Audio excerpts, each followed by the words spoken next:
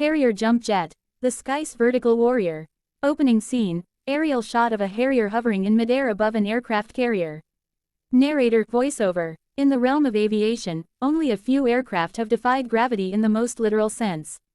Among them, one name soars above the rest, the Harrier Jump Jet.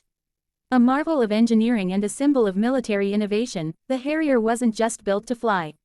It was designed to take off and land like no other aircraft in combat history, vertically.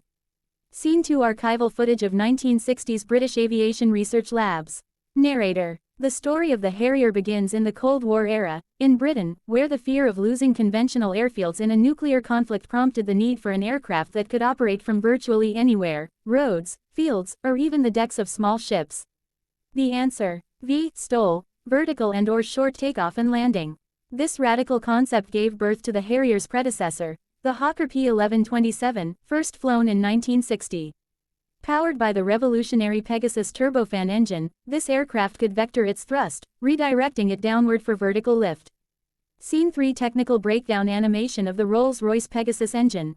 Narrator. At the heart of the Harrier is the Rolls-Royce Pegasus engine, a masterpiece of British engineering. It uses 4 swiveling nozzles to direct thrust. 2 are for the bypass air and 2 for the core exhaust. By rotating these nozzles, the aircraft can transition from vertical to horizontal flight.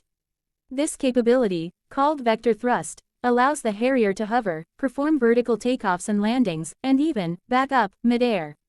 No runway needed, just raw power and precise control. Scene 4 montage of Harrier models. AV-8A, GR.1, C Harrier, AV-8B Harrier II. Narrator. After successful testing of the P.1127, the first operational Harrier, the Harrier GR.1, entered Royal Air Force service in 1969. It was soon followed by the U.S. Marine Corps AV-8A Harrier, marking a unique UK-US aerospace collaboration. In 1980, the Sea Harrier was introduced for the Royal Navy, optimized for maritime operations with radar and air-to-air missile capabilities. Later came the AV-8B Harrier II, developed by McDonnell Douglas in partnership with British Aerospace.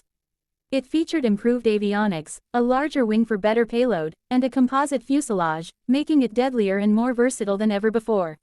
Scene 5 Falklands War footage, 1982.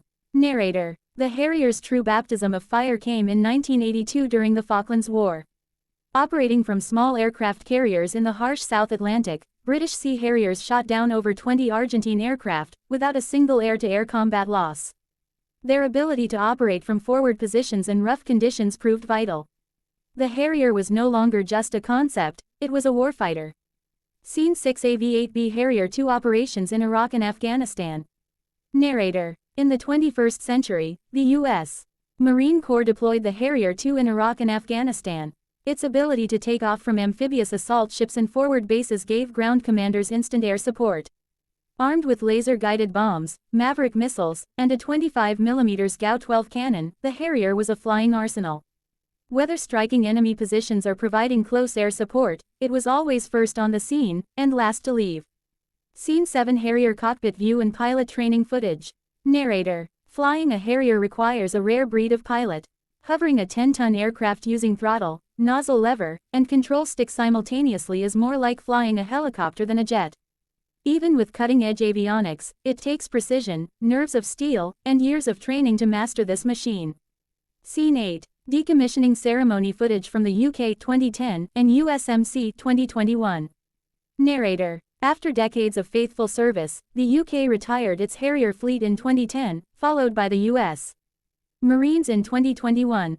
The Harrier's role has now been taken over by the F-35B Lightning II, another VTOL-capable aircraft, but built with stealth and fifth-generation technology. Yet, the Harrier remains iconic. The first true jump jet. The bridge between fixed wing speed and helicopter agility. Closing scene, a Harrier slowly lifting off a flat road in silence, then roaring away. Narrator. It was not the fastest, nor the most high-tech. But it was revolutionary. A jet that could rise straight into the sky, strike with deadly precision, and land without a runway.